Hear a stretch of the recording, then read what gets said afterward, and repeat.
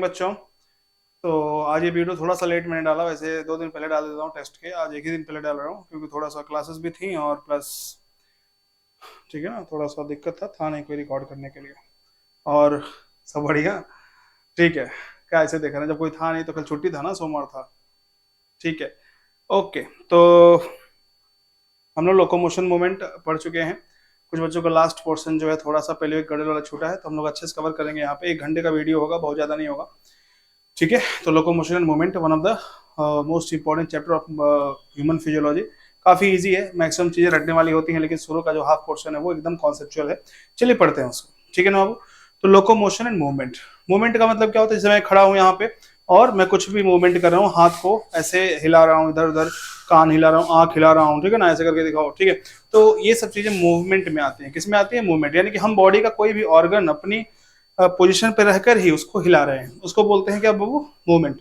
और अगर आप अपनी पूरी बॉडी को लोकोमेट कर दे रहे हो, पूरी बॉडी का पोजीशन चेंज कर दे रहे हो, इसको बोलते हैं लोकोमोशन। क्या बोलते हैं इसको? लोकोमोशन बोलते हैं। ठीक है ना। मीन्स अगर अपनी बॉडी को लोकोमोट कराते हो, यानी कि अपनी बॉडी को डिस्प्लेसमेंट कराते हो, दैट इज लोकोमोशन। ठीक है। अब देखिए, यहाँ पे आपको दिख रहा है लोकोमोशन मूवमेंट में थोड़ी बातें लिखी हुई हैं। All locomotion are movement but all movements are not locomotion. कहने का मतलब सारे लोकोमोशन, अगर मैं चल रहा हूं तो पक्का मूवमेंट हो रहा है, लेकिन अगर मूवमेंट करा रहा हूं तो पक्का चलूं जरूरी नहीं है। तो हम कह सकते हैं सम मूवमेंट में leads locomotion but all movement are not locomotion. कुछ ऐसे मूवमेंट है, जैसे पैर को मूव कराऊं तो मैं लोकोमोट कर जाऊंगा, लेकिन सारे मूवमेंट से लोकोमोशन हो ये जरूरी। हाथ हिला रहा हूं, क्या इससे लोकोमोशन हुआ? नहीं हुआ। ठीक है ना बाबू। ओके। सेकेंड पॉइंट कह रहा है movement it is the significant feature of living organism. तो कह रहा है कि जो मूवमेंट है वो सिग्निफिकेंट फीचर है, यानी कि कैरेक्टरिस्टिक फीचर एक तरह से कह सकते हैं लिविंग ऑर्गेनिज्म का। लेकिन लोकोमोशन को नहीं कहा है उसने। क्यों? क्योंकि बाबू पेड़ बाबू क्या लोकोमोट करता है? नहीं, लेकिन मूवमेंट तो करता है और लिविंग ऑर्गेनिज्म भी है। तो हम मूवमेंट को कह सकते हैं कि चाहे पेड़ हो चाहे एनिमल हो, सब क्या करते हैं? मूव करते हैं कुछ ना कुछ तरीके से। अब हम बात करेंगे टाइप्स ऑफ मूवमेंट। ठीक है ना। अगर मैं एक स्टेटमेंट बोलूं कि plant and animal shows wide range of movement, बताओ सही है गलत? हो सकता है कल टेस्ट में आया हो। सही है गलत?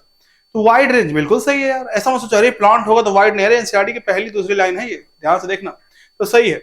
टाइप ऑफ मूवमेंट की बात करें, सबसे पहले आता है अमीबॉइड। अमीबॉइड मतलब जो शेप चेंज करता है। अमीबा, जैसे मान लो मैंने बताता हूँ हमेशा, ये बाबू अमीबा है जिसका कोई शेप नहीं होता। इसको अगर यहाँ पे फूड है उसको लेना है, तो ये इसके जो प्रोटोप्लाज्म है ये स्ट्रीम करेंगे, ये एक तरफ शिफ्ट होंगे, तो यहाँ पे एक सूडोपोडिया बनेगा, यहाँ पे बन सकता है। तो अब यहाँ से उतना गायब हो जाएगा इसके बॉडी का। अब उसकी बॉडी अब फिर यहाँ पे कुछ बनेगा, तो इसको अंदर ले ली फूड को, तो इसे सूडोपोडिया हेल्प। सूडोपोडिया मतलब फॉल्स फिट। तो हम कहते हैं प्रोटोप्लाज्म स्ट्रीमिंग। क्या बोलते हैं इसको? प्रोटोप्लाज्म स्ट्रीमिंग, जिसकी हेल्प से क्या हो रहा है बाबू? मूवमेंट हो रहा है। ठीक है ना। चलिए इसमें एग्जांपल्स में आते हैं माइक्रोफेजेस एंड ल्यूकोसाइट। ल्यूकोसाइट मतलब हमारे डब्ल्यूबीसीस, मैक्रोफेजेस मतलब फैगोसिटिक सेल्स। तो ये एग्जांपल पहला हो गया किसका? आपका अमीबॉइड मूवमेंट का। ठीक है। जो दूसरा आपका एग्जांपल है अमीबॉइड मूवमेंट का, इसमें आता है साइटोस्केलेटल एलिमेंट लाइक माइक्रोफिलामेंट। यानी कि जो माइक्रोफिलामेंट है जो आप पढ़ते हैं सेल वाले चैप्टर में, तो साइको ये एक साइटोस्केलेटल एलिमेंट है। तो माइक्रोफिलामेंट ये भी एग्जांपल हो गया आपका अमीबॉइड मूवमेंट का। सीलियरी, अगर किस बाबू आपका जो बॉडी के ट्यूबुलर, सारे नहीं मतलब कुछ हैं ऐसे ट्यूबुलर ऑर्गन्स जिसमें सीलिया प्रेजेंट होता है। तो अब सीलिया क्यों प्रेजेंट है? क्योंकि उसमें जो एपिथेलियम है ना वो सीलिएटेड एपिथेलियम है। क्या है वो? सीलिएटेड एपिथेलियम, जिसकी वजह से सीलिया प्रेजेंट है। सीलिया क्या है? Small hair like structure. ठीक है ना वो, जिससे मूवमेंट होता है। क्या होता है बाबू? मूवमेंट। ठीक है। तो internal tubular organ lined by ciliated epithelium. Example cilia का, ये ट्रेकिया। ट्रेकिया में सीलिया क्यों होता है बाबू? किस इसलिए होता है? ताकि जब आप सांस लेते हो तो डस्ट पार्टिकल्स अंदर जाते हैं, वो बाहर उसको कर देता है। ये नहीं कि हवा को पास करा रहा है, नहीं बाबू, वो डर्ट को, जितने भी डस्ट पार्टिकल ऊपर कर रहा है उनको। ओवम, फैलोपियन ट्यूब में ओवम का मूवमेंट है ना, इसमें सीलिया का एग्जाम्पल है ये। अगर हम बात करें मस्कुलर मूवमेंट की, तो ये मसल्स की हेल्प से होता है, और जितने भी बॉडी मसल्स हैं, जॉ हुआ, लिम्स हुआ, टंग हुआ, ये सब किसकी वजह से मूव कर रहे हैं? मस्कुलर मूवमेंट के एग्जाम्पल्स हैं। फ्लैजुला, देखिए बाबू, अगर आपको लिखा है एनसीईआरटी ने कि जो मेन टाइप के जो मूवमेंट होते हैं 3 तरह के होते हैं। कितने तरह के होते हैं बाबू? मेनली मेनली 3 तरह के। लेकिन ओनली लिख दे 3 तरह के तो वो गलत हो जाएगा। तो मेनली 3 तरह का लिखे तो स्टेटमेंट सही है, लेकिन ओनली लिख दे तो गलत हो जाएगा। क्योंकि बाबू जो हमारे स्पर्मेटोजोआ होते हैं मेल में, वो भी किस तरह का मूवमेंट शो करते हैं बाबू? वो उसके जो बाबू आपने पढ़ा होगा ना, टेल स्पर्म होता है ना, उसमें ये बड़ा सा एक्रोसोम न्यूक्लियस, तो यहाँ से टेल्स निकले होते हैं। टेल्स एक्चुअली फ्लैजुलर मूवमेंट्स को करता है। कैसे करता है? फ्लैजुलर। तो ह्यूमन में मेल स्पर्म। अगर हम बात करें बायोलॉजिकल क्लासिफिकेशन में पढ़ेंगे प्रोटिस्टा में यूग्लेना और स्पॉन्जेस। स्पॉन्जेस में वाटर कैनाल सिस्टम होता है, तो वाटर को पास कराने के लिए उसमें जो होता है बाबू वो भी क्या होता है, आपका एग्जांपल है एक फ्लैजुलर मूवमेंट का। ठीक है बाबू, कुछ एक्स्ट्रा पॉइंट जैसे पैरामीशियम। पैरामीशियम के पास सीलिया होता है और उसी तरह से हाइड्रा के पास टेंटिकल होता है। सीलिया फूड को साइटोफेरेंक्स के थ्रू अंदर डालता है, साइटोफेरेंक्स जैसे हमारे पास माउथ होता है। और बाबू लोकोमोशन, ध्यान से देखना, लोकोमोशन कराता है पैरामीशियम। हाइड्रा में होते हैं टेंटिकल्स। क्या होते हैं हाइड्रा में? टेंटिकल्स होते हैं। तो ना ये सीलिया की बात कर रहा ना फ्लैजिला, उससे भी लंबे होते हैं टेंटिकल्स। और वो कैप्चर यानी कि प्रे यानी कि उसके खाना को खींचने में मदद करते हैं, प्लस लोकोमोशन भी करवाते हैं। वाई लोकोमोशन क्यों जरूरी है? क्योंकि हमको फूड के search of food, for good shelter, for mating, है ना, फॉर मतलब कि खाने के लिए और रहने के लिए, और मेटिंग यानी कि रिप्रोडक्शन करने के लिए, सुटेबल ब्रीडिंग ग्राउंड यानी कि अगर सब कुछ सही है, अगर वो प्रेग्नेंट हो गई तो अंडा देने के लिए एक सही जगह खोजेगी कोई भी एक मादा। और बाबू ये क्या है? फेवरेट क्लाइमेटिक कंडीशन, अच्छा माहौल ढूंढेगी। और प्रेडिटर से बच के, एस्केप फ्रॉम प्रेडिटर, तो प्रेडिटर यानी कि जो शिकारी होता है उससे बचने के लिए भी लोकोमोशन जरूरी है। Locomotion with the help of coordinated activity of muscular, skeletal and neural system। तो muscular system, skeletal system और neural system तीनों मिला करके जब एक साथ coordinated activity करते हैं तो बाबू तभी लोकोमोशन पॉसिबल होता है। तभी लोकोमोशन क्या होता है? पॉसिबल होता है। याद रखना इस बात को, neural, muscular and skeletal. Okay, next ध्यान से देखना।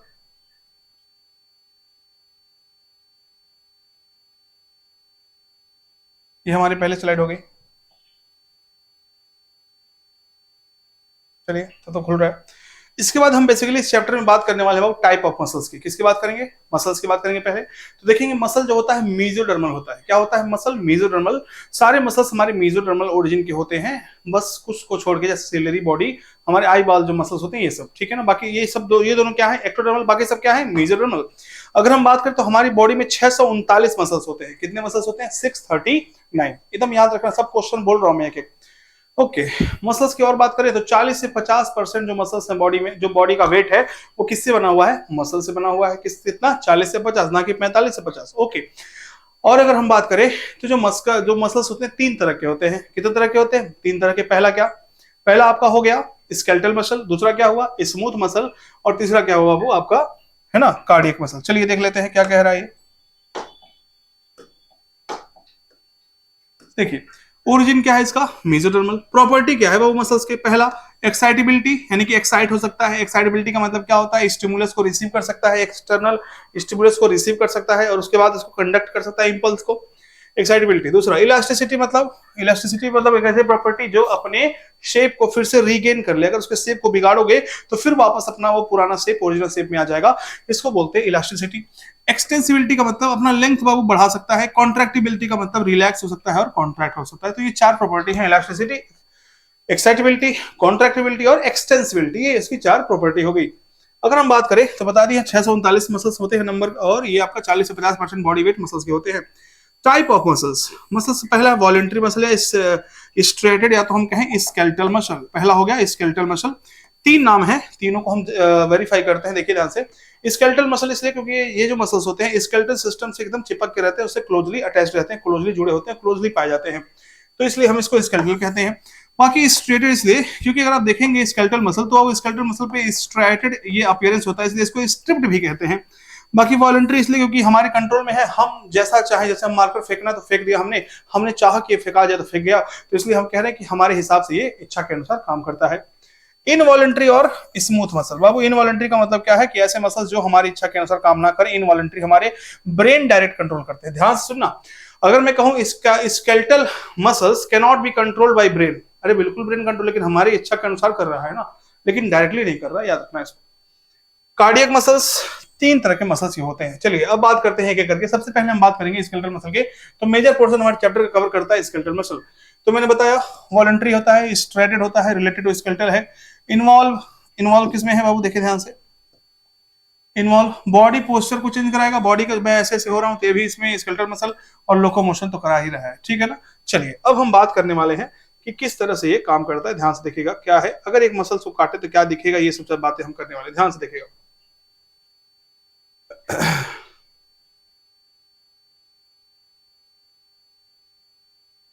देखिए ये है आपके सामने मसल्स, ठीक है। देखिए अब हमने क्या किया, एक स्केलेटल मसल लिया, उसको काट दिया, उसको काट दिया बाबू। तो देखा हमने उसमें अंदर कुछ गोल गोल चीजें, एकदम नोट्स लेके बैठ जाओ, पूरा एकदम सेम वही चीज है। जो गोल गोल दिख रहा है बाबू, ये क्या है आपके फेसिकल्स हैं या तो मसल बंडल्स हैं। ये मसल बंडल्स हैं या फेसिकल्स हैं। ये फेसिकल्स या मसल बंडल आपस में कनेक्टेड है with the help of fascia. With the help of क्या बाबू, फैसिया, ठीक है ना। किसके हेल्प से कनेक्टेड है, with the help of fascia. तो ये फैसिया है, फैसिया ही है बाबू, एक कॉमन कोलेजनस टिश्यू है जो इनको कनेक्ट कर रहा है। अब देखो इन एक फैसिकल, एक मसल बंडल को बाहर निकालो और इसमें देखो कुछ गोल गोल चीजें दिखेंगी। ये एक्चुअल में जो गोल गोल चीजें दिख रही हैं इसको बोल रहे हैं मसल फाइबर। क्या बोल रहे हैं बाबू, मसल फाइबर। तो ये क्या है, ये क्या है, इसमें से हर एक क्या है, मसल फाइबर्स हैं। मसल फाइबर का एक बाबू होता है एक प्रॉपर्टी, इसको बोलते हैं सिंसिटियम, यानी कि ये मल्टी न्यूक्लिएटेड। एक मसल फाइबर के अंदर कई सारे न्यूक्लियस होते हैं। मसल फाइबर, अगर हम मसल फाइबर काट दिए तो वो मसल फाइबर के अंदर जो आपको यूनिट दिखेगी, इसे कहते हैं मायोफाइब्रिल्स। क्या बोलते हैं, मायोफाइब्रिल्स बोलते हैं, या तो बोलते हैं मायोफिलामेंट, या तो क्या बोलते हैं, मायोफिलामेंट। ये बोल दिया हमने। और अब याद रखो, ये जो आपको मान लो मसल फाइबर के अंदर वाला, ये सब छोटे छोटे क्या है, मायोफाइब्रिल्स या मायोफिलामेंट है। तो इनके अंदर ध्यान से देखिएगा, इनके अंदर एक लिक्विड भरा हुआ है। इनके अंदर क्या भरा हुआ है बाबू, इनके अंदर एक लिक्विड भरा हुआ है। इस लिक्विड को हम बोलते हैं सार्कोप्लाज्म। क्या बोलते हैं लिक्विड को, सार्कोप्लाज्म। क्या बोलते हैं बाबू लिक्विड को, सार्कोप्लाज्म बोलते हैं। इन लिक्विड को बोलेंगे सार्कोप्लाज्म। और अगर ध्यान से देखेंगे तो यहाँ पे आपको दिखेगा अंदर एक कवरिंग, यानी कि जो मसल फाइबर की कवरिंग है, जो प्लाज्मा मेम्ब्रेन है, इसको बोलते हैं सार्कोलेमा। क्या बोलते हैं, सार्कोलेमा। तो फिर से पीछे जाके सुन लीजिएगा अच्छे से मैंने क्या कहा। अब देखिए मैंने लिखा है मसल फाइबर क्या है बाबू, सेंसिटिव मल्टीन्यूक्लिएट होता है।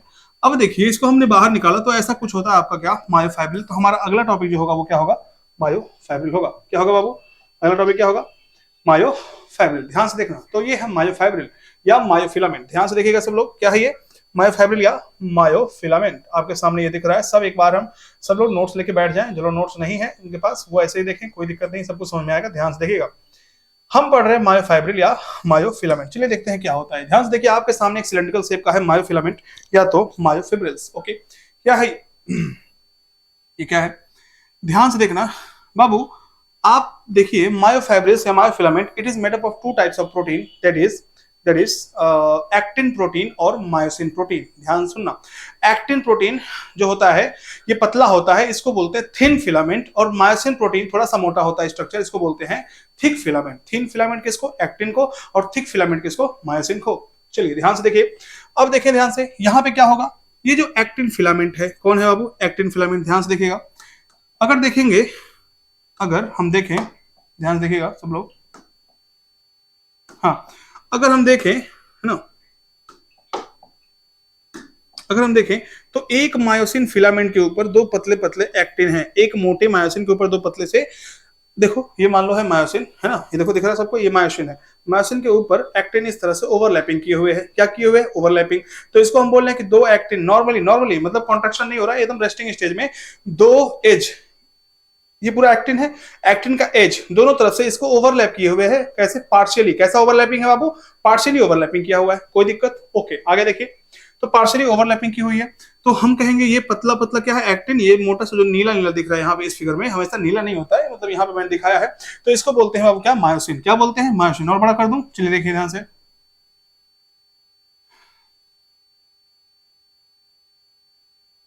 ठीक। अब देखो, ध्यान देखो, अब डिफाइन करने जानो एच जोन। वो ये देखो, ये एक्टिन, ये भी एक्टिन, दोनों एक्टिन, बीच में ये वाली जगह जहां पे कोई एक्टिन नहीं है, यानी कि एच जोन किसका रीजन है, H zone is the region of myosin. Myosin का वो जगह, वो सेंट्रल पार्ट जहां पे कौनो एक्टिन नहीं आकर बाइंड किया है, उसको बोलते हैं क्या बाबू, एच जोन। क्या बोलते हैं उसको, यानी कि हम कहेंगे, बोलो मेरे साथ, एच जोन पर, हाँ सॉरी, मायोसिन पर, ठीक है, मायोसिन पर वो जगह जहां पर दोनों एक्टिन ने मिल करके कब्जा नहीं किया है, ओवरलैपिंग नहीं किया है, उस रीजन को कहते हैं एच जोन। क्या कहते हैं बाबू, एच जोन। ध्यान से देखना, तो हम तीन चीज बता दिए, एच जोन बता दिए। अब देखिए ध्यान से, अब जो आपका ये है, देखिए ये जो आपका ये क्या है बाबू, आपका एक्टिन, फिर एक्टिन, फिर एक्टिन, फिर एक्टिन, ऐसे होगा। तो एक्टिन एक्टिन एक्टिन जहां पे पतला सा ये बैंड बना रहे हैं, इसको हम बोलते हैं बाबू आई बैंड। क्या बोलते हैं इसको, आई बैंड बोलते हैं। क्या बोलते हैं, आई बैंड, ठीक है। अब देखो यहाँ पे देखो, ये क्या है, देखो ध्यान से, ये एक्टिन मायोसिन, एक्टिन मायोसिन। तो मायोसिन वाला हिस्सा जहां पे एक्टिन ओवरलैप किया, पूरा ये एक्टिन इतना, है ना, देखो ये मायोसिन, ये पूरा, इसको बोलेंगे ए बैंड। क्या बोलेंगे बाबू इसको, ए बैंड। वैसे अब ये क्या कहलाएगा, ये वाला इतना पार्ट, ये वाला, फिर आई बैंड, ठीक है ना, ठीक है ना। तो इस तरह से ध्यान से देखा, यहाँ पे भी एक मायोसिन प्रेजेंट होगा, इसको ओवरलैपिंग की हुई है, ये भी मायोसिन, समझ रहे हो ना। तो इस तरह से I band, A band, I band, A band, I band, A band, I band, A band, ये बाबू एकदम समझ लो कि अल्टरनेट पोजीशन में एकदम पैरेलली अरेंज है, अल्टरनेटली अरेंज है। पहले आई, फिर ए, फिर आई, फिर ए, फिर आई, फिर ए, फिर आई, फिर ए, फिर आई, इस तरह से अल्टरनेट मैनर में अरेंज है। कोई दिक्कत? चलिए अब ध्यान से देखें। अब जो आई बैंड है बाबू, इसके बीचों बीच एक पतली सी लाइन गई है, जो आई बैंड है इसके बीचों बीच एक पतली सी क्या गई है, लाइन गई है। इस लाइन को बोलते हैं बाबू जेड लाइन। क्या बोलते हैं इसको? Z line. क्या बोलते हैं इसको? जेड लाइन बोलते हैं। और जो मायोसिन है बाबू, जो मायोसिन, फिर मायोसिन, फिर मायोसिन, तो जो ए बैंड के बीचों बीच लाइन गई है ना, इसको बोलते हैं एम लाइन। क्या बोलते हैं? तो हमने जेड लाइन बता दिया और एम लाइन बता दिया, ठीक है। फिर से सुनिएगा ध्यान से। चलिए अब आता है बात सार्कोमियर। ध्यान से देखना है इसको। ये है बाबू जेड लाइन। क्या है ये? Z line. ये भी क्या है? Z line. ये भी क्या है? Z line. ये भी क्या है? Z line. तो सब जेड लाइन है। तो कोई भी दो पास पास का, ये जेड लाइन ले लो या तो ये जेड लाइन ले लो, ये जेड लाइन ले लो, तो टू यानी कहेंगे द रीजन बिटवीन टू, यानी कि the region of myofibril, the region on myofibril, in myofibril, between two successive z line, between two successive z line, इसको बोलते हैं क्या? सार्कोमियर। क्या बोलते हैं इसको? इसको बोलते हैं सार्कोमियर, ठीक है। अब हमने बोल दिया सार्कोमियर, बोल दिया। चलिए ध्यान से अब आगे देखें। देखिएगा, एचजन हो गया, सार्कोमियर हो गया। तो ये हम पढ़ रहे हैं स्ट्रक्चर ऑफ मायोफाइब्रिल्स। क्या पढ़ रहे हैं? सबको क्लियर हो गया होगा? सब लोग देखना ध्यान से, जिनको दिक्कत है फिर से पीछे जा करके देख लेंगे। चलिए अब देखिए हम बात क्या कर रहे हैं। अब देखिए आई बैंड। आई बैंड क्या है, कैसे है, क्यों नाम दिया, ये सब हम बात कर लेते हैं। ध्यान से देखिएगा, ऊपर लिखा है आई बैंड। आई बैंड का मतलब क्या है? Isotropic band. आई बैंड का मतलब क्या है? Isotropic band. आई बैंड मतलब आइसो। आइसो मतलब मैंने कहा आई बैंड जो होता है सिर्फ बना होता है थिन फिलामेंट से। किससे बना होता है? थिन फिलामेंट से, यानी कि सिर्फ एक्टिन प्रोटीन से बना है। एक्टिन फिलामेंट, फिलामेंट मतलब लंबी प्रोटीन, फिलामेंटस प्रोटीन। तो सिर्फ जो आई बैंड है वो सिर्फ थिन फिलामेंट से बना हुआ, इसीलिए इसको बोलते हैं क्या बाबू? उसको बोलते हैं क्या? आइसो। आइसो मतलब same, same isotropic, same type of protein, है ना। तो याद रखना, आई बैंड का नाम दूसरा क्या है? आइसोट्रोपिक बैंड या तो लाइट बैंड, क्योंकि देखेंगे आप एनसीईआरटी में भी अगर देखा गया इसको स्टेनिंग में, तो लाइट हल्का सा कलरेशन था इसका। Made up of thin filament only, सिर्फ किससे बना है? थिन, पतले वाले से। अब देखिए यहाँ पे A band. A band Babu anisotropic band है।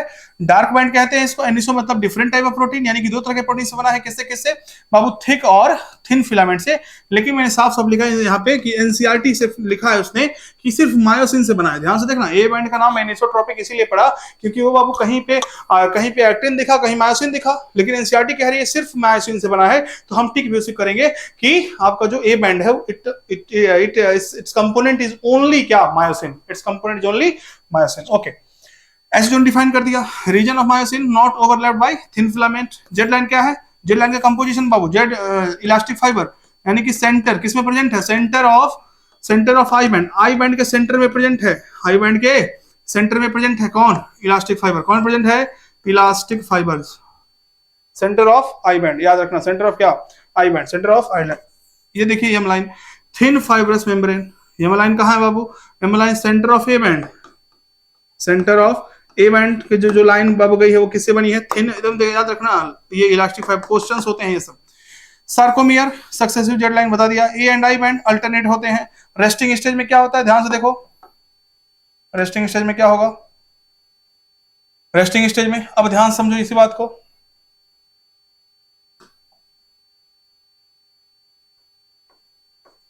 रेस्टिंग स्टेज में एक्टिन और मायोसिन, ये दोनों बाबू ऐसे प्रोटीन्स हैं, इनको हम बोलते हैं कॉन्ट्रैक्टाइल प्रोटीन। कॉन्ट्रैक्शन करवाएंगे, क्या करवाएंगे? कॉन्ट्रैक्शन। तो आप चाहते हो कॉन्ट्रैक्शन होना, तो जो एक्टिन है उसके ऊपर मायोसिन आकर के बाइंड करेगा, तभी कॉन्ट्रैक्शन होगा, तभी कॉन्ट्रैक्शन होगा, ठीक है। चलिए उसके बारे में बात करेंगे हम, स्लाइडिंग फिलामेंट थ्योरी कहते हैं। अब देखिए ये है बाबू मायोसिन, ये है बाबू एक्टिन। ध्यान सुनना, हम कह रहे हैं कि जो एज नॉर्मल स्टेट में जो एज है दोनों एक्टिन के, ये मायोसिन को ओवरलैप किए हैं पार्शियली। कैसे किए हैं? पार्शियली ओवरलैप किए हैं, ठीक है ना। कोई दिक्कत किसी को नहीं। तो अब अगर कॉन्ट्रैक्शन होगा ना, तो ये दोनों आसपास आएंगे, पास पास आएंगे, पास पास चढ़ भी सकते हैं, ठीक है ना। तो एक्टिन जब पास आएगा, यानी जो एच जोन डिसअपियर होगा, तब कहते हैं कॉन्ट्रैक्शन हो रहा है। चलिए हम देखते हैं, अगला हमारा वही स्लाइड होगा, ध्यान से देखिएगा। अरे कुछ नहीं है क्या?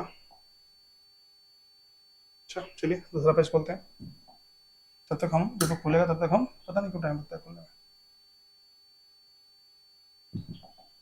चलिए अब हम पढ़ने वाले हैं स्ट्रक्चर ऑफ कॉन्ट्रेक्टाइल प्रोटीन। क्या पढ़ेंगे? उससे पहले पढ़ेंगे कॉन्ट्रैक्शन में क्या क्या होता है। ध्यान सुनना, ये है बाबू आपका, ये है आपका मायोसिन, इसके ऊपर है एक्टिन। ये मायोसिन है, इसके ऊपर क्या है? एक्टिन। दोनों एक्टिन बाबू जब पास पास आएंगे तो कॉन्ट्रैक्शन होगा। क्या होंगे? तो कॉन्ट्रैक्शन कब होगा? जब एक्टिन स्लाइड करेगा मायोसिन के ऊपर। ध्यान से बोलो, मेरे साथ बोलो, देखो ध्यान से। स्लाइडिंग फिलामेंट थ्योरी कहती है कि कॉन्ट्रैक्शन तभी होगा जब एक्टिन क्या करेंगे, यानी कि थिन फिलामेंट स्लाइड, स्लाइड मतलब सरकेगा ऑन थिक फिलामेंट। जब थिन फिलामेंट स्लाइड करेगा थिक फिलामेंट के ऊपर, तभी जाके कॉन्ट्रैक्शन होगा, तभी जाकर के कॉन्ट्रैक्शन होगा, तभी जाकर के कॉन्ट्रैक्शन होगा। याद रखना इस बात को, तभी जाकर क्या होगा? कॉन्ट्रैक्शन होगा। अब देखिए ध्यान से, ये बाबू अगर हम पूछता है क्वेश्चन, अगर कॉन्ट्रैक्शन हो रहा है क्या क्या चीजें बदलेंगी, एक बात बताओ बाबू। जब देखो ध्यान से, यहाँ पे लिखा है मैंने, देखो ध्यान से, कंप्लीट कॉन्ट्रैक्शन का केस, कंप्लीट कॉन्ट्रैक्शन का केस।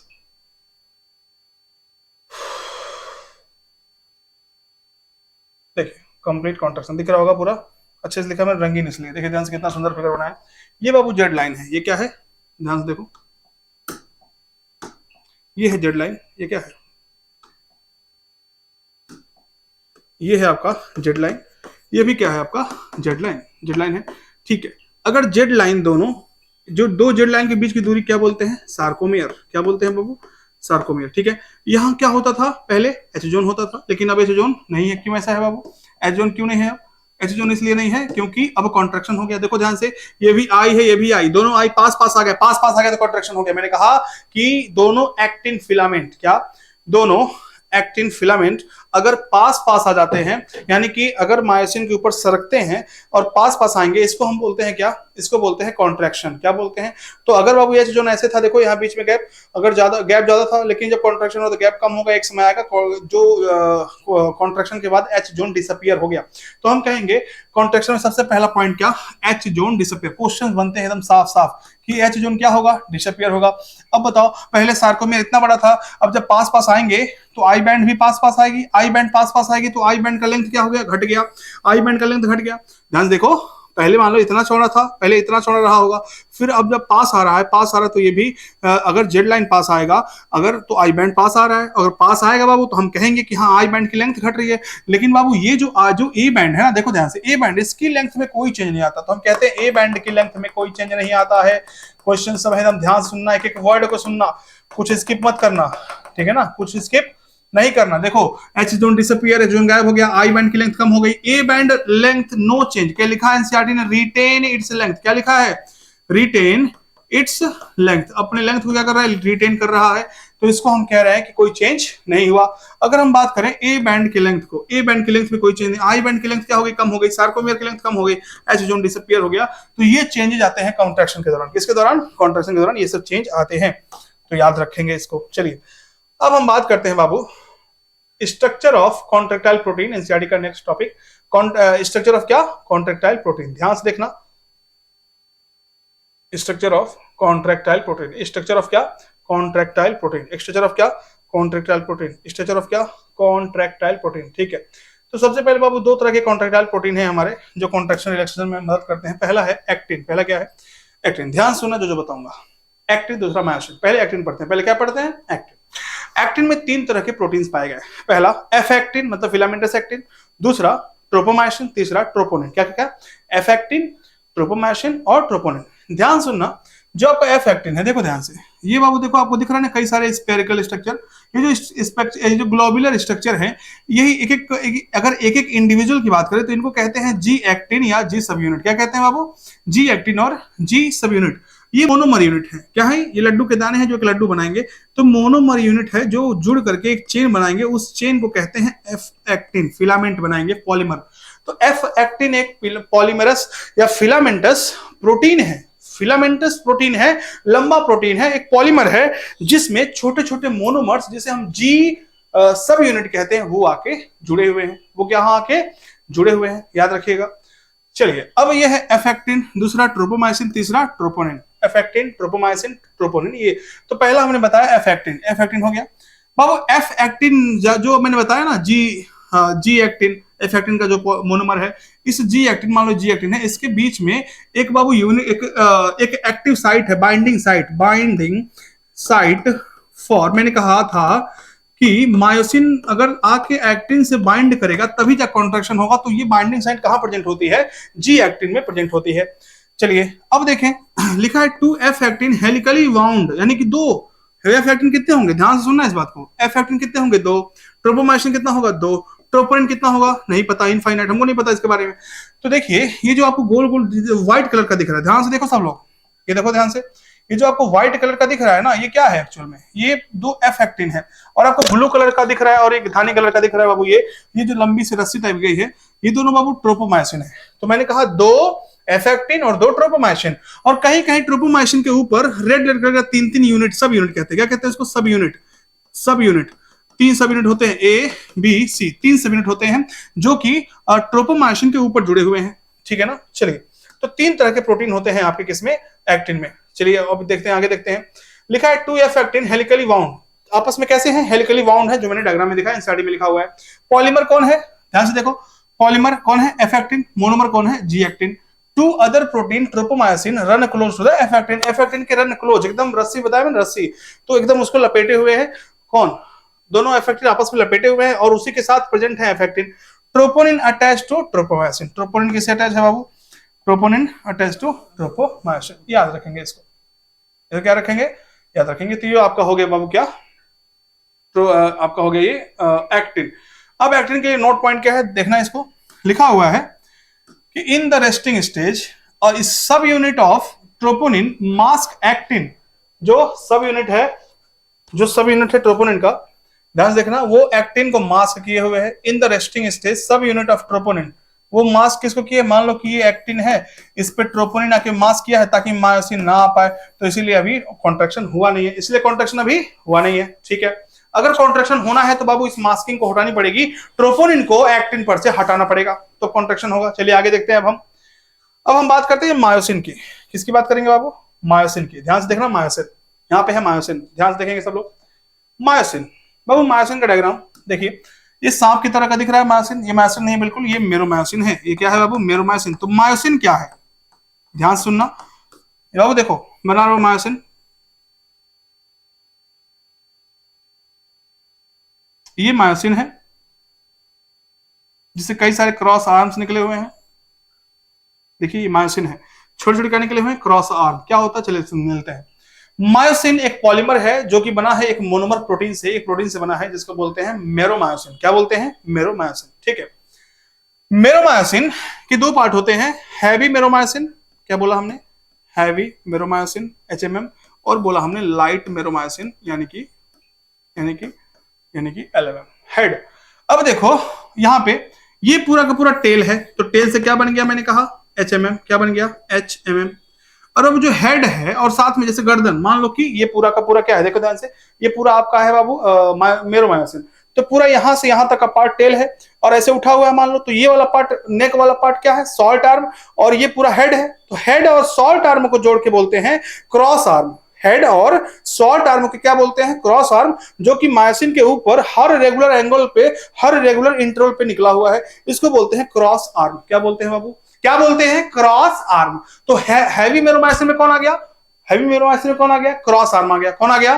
क्रॉस आर्म, ठीक है ना। और लाइट मेरोमायोसिन में कौन आ गया? सिर्फ टेल। कौन आया? सिर्फ टेल, याद रखना इसको। तो लाइट मेरोमायोसिन में टेल और हैवी मेरोमायोसिन में क्रॉस आर्म, ठीक है। क्रॉस आर्म में कितने पार्ट? 2 पार्ट, एक सॉल्ट आर्म और एक हेड।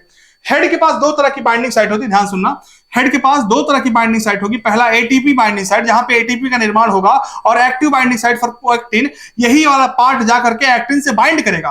तो हेड जो होगा, ग्लोबुलर हेड, यानी कि जिसका जो उसका बाबू हेड है, जो गोल वाला पार्ट है, उसको हेड बोल रहे हैं। तो हेड के पास 2 बाइंडिंग साइट होगी, एक बाबू जहां एटीपेज एंजाइम की तरह खुद एक्ट करेगा, यानी कि वहां एटीपी बनेगा, और दूसरा कौन सा बताया मैंने? दूसरा वो ऐसा पार्ट जो जाके एक्टिन से जुड़ेगा, तो उसको active binding, actin binding site कहते हैं, ठीक है। ओके, ये हो गया आपका मेरोमायोसिन। कोई दिक्कत? चलिए अब हम बात करेंगे मैकेनिज्म ऑफ मसल कॉन्ट्रैक्शन की। किसकी बात करेंगे? मैकेनिज्म ऑफ मसल कॉन्ट्रैक्शन की। किसकी बात करेंगे? मैकेनिज्म ऑफ मसल कॉन्ट्रैक्शन की। ध्यान से देखना, ध्यान से देखिएगा। मैकेनिज्म ऑफ मसल कॉन्ट्रैक्शन, देखिए मसल कॉन्ट्रैक्शन ये हम एक्सप्लेन करते हैं स्लाइडिंग फिलामेंट थियरी से। कैसे? Sliding filament theory. हक्सलर ने दिया था, याद नहीं रखना है, स्लाइडिंग फिलामेंट, ठीक है।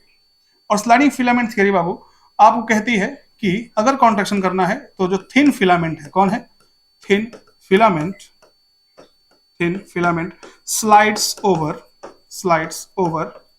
Thick filament, thin filament slides over thick filament, तभी जाके कॉन्ट्रैक्शन होगा। यानी कि अगर आप चाहते हो, ये मान लो थिन है, ये है बाबू थिक, तो थिन मायोसिन के हेड पर, मायोसिन के ऊपर जो ये एक्टिन है, इसको स्लाइड करना पड़ेगा, स्लाइड करना पड़ेगा, तभी जाकर के होगा। इसी को बोलते हैं स्लाइडिंग फिलामेंट थ्योरी। होता क्या है, ध्यान सुनना बाबू, सीएनएस है, सीएनएस ने सिग्नल भेजा, कैसा सिग्नल, मोटर सिग्नल, किसके द्वारा, मोटर न्यूरॉन द्वारा। बाबू जहां पे न्यूरॉन खत्म हुआ वहां से मसल शुरू हुआ, वहां से क्या शुरू हुआ, मसल्स। बाबू इसको बोलते हैं न्यूरो मस्कुलर जंक्शन, क्या बोलते हैं, न्यूरो मस्कुलर जंक्शन। या तो यहाँ मोटर न्यूरॉन खत्म हुआ है तो मोटर एंड प्लेट। बाबू ये जो न्यूरॉन है, न्यूरॉन जहां खत्म हुआ है, यहाँ बाबू यहाँ तक तो आएगा, मान लो हमको मुड़ना है, हमको झुकना है, कुछ उठाना है, ठीक है ना। तो जब कुछ उठाना है तो वहां से बाबू हमको उठाना, तो पूरा कॉन्ट्रैक्ट करना पड़ेगा। तो कॉन्ट्रैक्शन के लिए बाबू सीएनएस सिग्नल देगा, सीएनएस सिग्नल देगा मोटर न्यूरॉन के द्वारा, किसके द्वारा, मोटर न्यूरॉन के द्वारा। मोटर न्यूरॉन के द्वारा सिग्नल आ तो गया, लेकिन बाबू इसमें होते हैं न्यूरो ट्रांसमीटर्स, क्या होते हैं इसमें, न्यूरो ट्रांसमीटर्स होंगे। तो न्यूरो ट्रांसमीटर कूद के इस पार आएंगे, यहाँ पे होते हैं रिसेप्टर्स, क्या होते हैं ये बाबू रिसेप्टर्स हैं। यानी कि न्यूरोट्रांसमीटर के लिए रिसेप्टर, जैसे हम मान लो एक न्यूरोट्रांसमीटर एग्जांपल लेते हैं, एसिटाइल कोलाइन, एसिटाइल कोलिन, ठीक है ना, एसीएच बोल देते हैं शॉर्ट में, क्या बोलते हैं बाबू, एसीएच। तो ये क्या है, एसीएच रिसेप्टर है। ये सब क्या है, ये सब न्यूरोट्रांसमीटर्स हैं। न्यूरोट्रांसमीटर कूद के आएंगे इस पार, यानी कि मसल्स के पास। अब मसल्स के पास जो रिसेप्टर्स होंगे वो एसीएच यानी कि एसिटाइल कोलिन को रिसीव करेंगे और उसको डिकोड करेंगे, क्या तुम मैसेज लेके आए हो। तो एसिटाइल कोलाइन कहेगा कि देखो मुखिया जी जो हमारे सीएनएस जी हैं, उन्होंने कहा है कि इस मसल को कॉन्ट्रैक्ट कराना है, कृपया उस मसल के पास सिग्नल भेज दें, हम तो बस इतने ही दूर तक सिग्नल लेके आ पाएंगे। तो वो न्यूरल सिग्नल आया इलेक्ट्रिसिटी की फॉर्म में न्यूरॉन तक, इसके बाद वो केमिकल के फॉर्म में इस पार कूद गया। जैसे ही कूदा, यहाँ पे एक नया इंपल्स जनरेट हुआ, और ये इंपल्स कहां पहुंचा बाबू, सार्कोप्लाज्म है ये क्या है, पूरा सार्कोप्लाज्म। और सार्कोप्लाज्म में एक स्ट्रक्चर होता है, इसको बोलते हैं सार्कोप्लाज्मिक रेटिकुलम।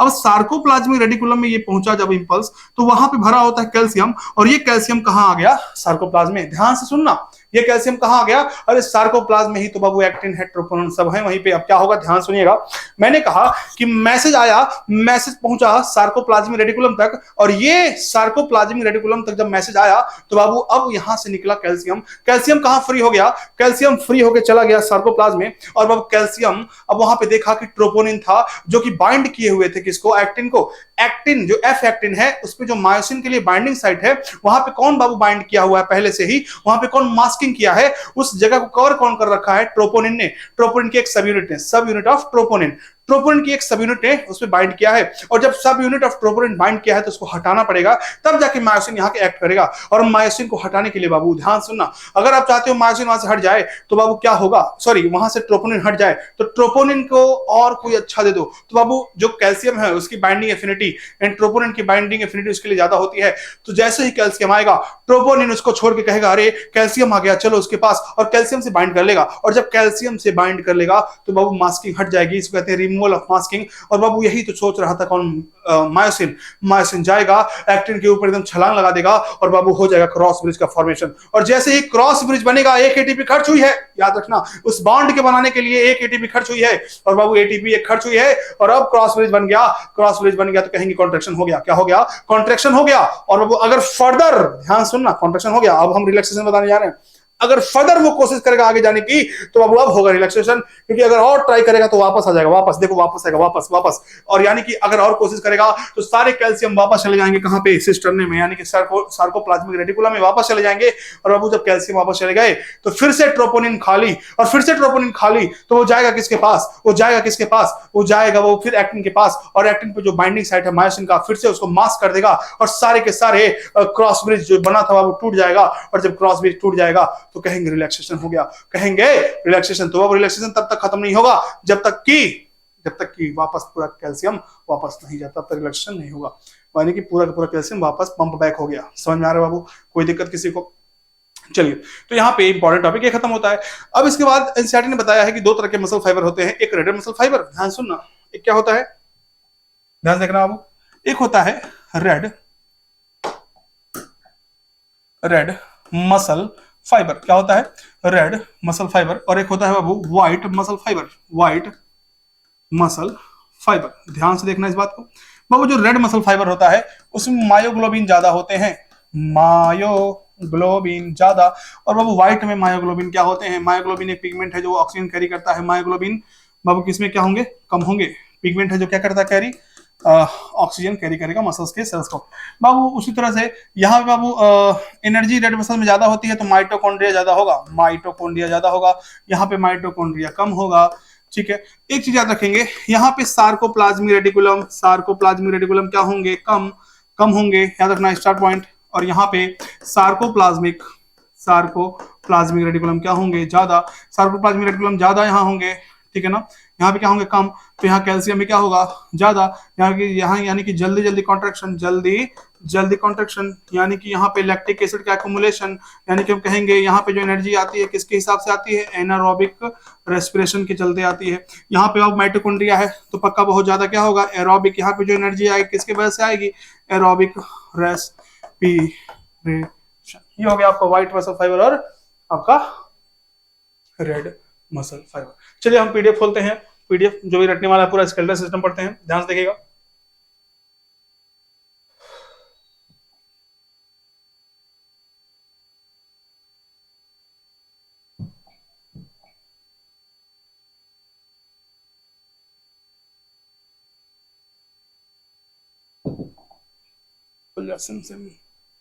सॉरी,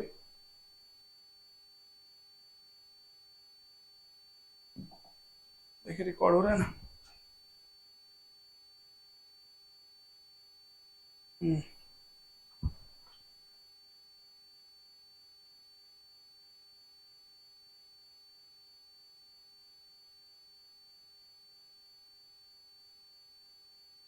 ये देखिए जो प्रोटीन जो स्ट्रक्चर दिखाए थे हमने, ठीक है बाबू, साफ साफ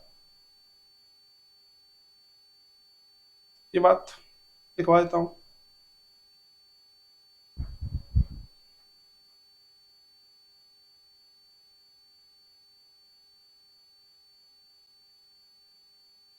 ओके, देखिए जो मैंने आपको बताया था मसल कॉन्ट्रैक्शन का, उसका देखिए नोट्स लिख लीजिए चाहे तो। देखिए मैंने क्या बताया, सीएनएस से सिग्नल जाता है मोटर यूनिट, जो पूरा मसल है मोटर न्यूरॉन है ना, उसको बोलते हैं मोटर यूनिट। किसके द्वारा जाएगा, मोटर न्यूरॉन के द्वारा जाएगा। और सिग्नल कहाँ पहुंचेगा, neuromuscular junction, junction between motor neuron and sarcolemma of muscle fibre. ये देखिए उसमें दिख रहा है, पूरा दिख रहा है ना, ठीक है। Junction between motor neuron and sarcolemma of muscle fibre, इसको बोलते हैं बाबू क्या, neuromuscular junction.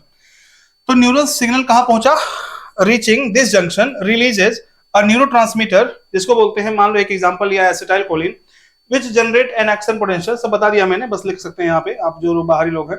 This action potential is spread through muscle fibre, ये एक्शन पोटेंशियल पूरा पूरा मसल फाइबर के थ्रू क्या हो जाएगा, पूरा स्प्रेड हो जाएगा, फैल जाएगा। और जैसे ये पहुंचेगा कहां पे, सार्कोप्लाज्मिक रेटिकुलम, तो वैसे ही तुरंत सार्कोप्लाज्म में कौन आ जाएगा, और कैल्शियम आ जाएगा, और कैल्शियम तुरंत बाइंड कर लेगा, कैल्शियम बाइंड विद सब unit of troponin on actin filament and remove, जो मास्किंग थी उसको हटा देगा बाय यूजिंग 1 एटीपी, एक एटीपी यूज करके, ठीक है, वो बाइंड कर लेगा, क्रॉस ब्रिज बना देगा और कॉन्ट्रैक्शन हो जाएगा, ठीक है। रिलैक्सेशन कब होगा, एक एटीपी और यूज होगी रिलैक्सेशन में, और क्रॉस ब्रिज टूट जाएगा, और तब तक हो जब तक सारे कैल्शियम वापस नहीं चले जाते कहां पे, सार्कोप्लाज्मिक रेटिकुलम में नहीं चले जाते, ठीक है। ये देखिए पूरा फिगर दिया हुआ है, यहाँ पे देखिए, यहाँ इनऑर्गेनिक फॉस्फेट है, एडीपी है, एक एटीपी बना होगा, क्रॉस ब्रिज बन गया, और जब फर्दर कॉन्ट्रैक्शन की बात करेगा तो फिर एक एडीपी पी मिल करके, ये पी है बाबू मतलब इनऑर्गेनिक फॉस्फेट, एडीपी मतलब डाइफॉस्फेट, दोनों मिल जाएंगे तो क्या हो जाएगा, ट्राइफॉस्फेट, और फिर यहाँ क्रॉस ब्रिज टूट जाएगा, ठीक है, ध्यान से देखना। अब ये मैंने रेड मसल फाइबर, चलिए ठीक है, ध्यान से। अब हम बात करते हैं यहाँ पे कुछ डिसऑर्डर की जो मसल्स में होते हैं। सबसे पहला बाबू इंपॉर्टेंट एकदम, माइस्थेनिया ग्रेविस। पहला क्या है, माइस्थेनिया ग्रेविस, एक ऐसा बाबू ये डिसऑर्डर है, इसको हम बोलते हैं ऑटो इम्यून डिसऑर्डर। क्या बोलते हैं, जिसमें न्यूरोमस्कुलर जंक्शन अफेक्टेड होता है। जो पॉइंट लिख रहा हूं एकदम याद रखना। पहला क्या बताया मैंने, पहला बताया ये ऑटो इम्यून डिसऑर्डर है। कैसा डिसऑर्डर है, auto immune, affecting neuromuscular junction, neuromuscular junction में इफेक्ट होता है इसमें, ठीक है। और हो क्या सकता है, फैटीग हो सकता है, थकावट, वीकनिंग मतलब कमजोरी, और पैरालिसिस ऑफ स्केलेटल मसल, ये चीजें हो सकती हैं। तो तीन की नोट्स आपको इस बीमारी के बारे में याद रखना है। पहला कि एक ऑटो इम्यून डिसीज है, मतलब कि आपके खुद इम्यून सिस्टम के सेल्स आपके ही सेल्स को खाने लगते हैं, तो इसको बोलते हैं ऑटो इम्यून डिसीज। इसमें आपका जो न्यूरोमस्कुलर जंक्शन यानी कि आपके न्यूरॉन और मसल्स के बीच का जो जंक्शन है, एरिया है, वो इफेक्टेड होता है। और इसमें क्या क्या हो सकता है, फैटिग हो सकता है, वीकनिंग हो सकती है और पैरालिसिस ऑफ स्केलेटल मसल। ये पहला आपका हो गया बीमारी जिसका नाम है माइस्थेनिया ग्रेविस। दूसरा बाबू जो आपकी बीमारी है वो है मस्कुलर डिस्ट्रॉफी, जो आपने देखा होगा अभी एक अभिनेत्री समंता प्रभु जो है उसको उसको ये हुआ है। तो उसमें क्या होता है आपकी बॉडी, सबसे पहली बात ये जेनेटिक डिसऑर्डर है। कैसा है बाबू, जेनेटिक, ये आपके हाथ में नहीं है, किसी को कभी भी हो सकता है ये, और इसका कोई इलाज नहीं है। प्रोग्रेसिव डिजेनरेशन ऑफ मसल्स, यानी कि आपको जो स्केलेटल मसल्स हैं वो एकदम खत्म होने लगेंगे समय के साथ। तो ये लिखा है प्रोग्रेसिव डिजेनरेशन ऑफ मसल्स, वो भी कैसा मसल्स, स्केलेटल मसल, तो इसको बोलते हैं हम मस्कुलर डिस्ट्रॉफी। तो इसके बारे में की पॉइंट याद रखेंगे, जेनेटिक डिसऑर्डर और याद रखना प्रोग्रेसिव डिजेनरेशन। ओके, लास्ट में आता है टिटेनी। गांव में बाबू इसको कहते हैं टांस लगना, सुना होगा आपने।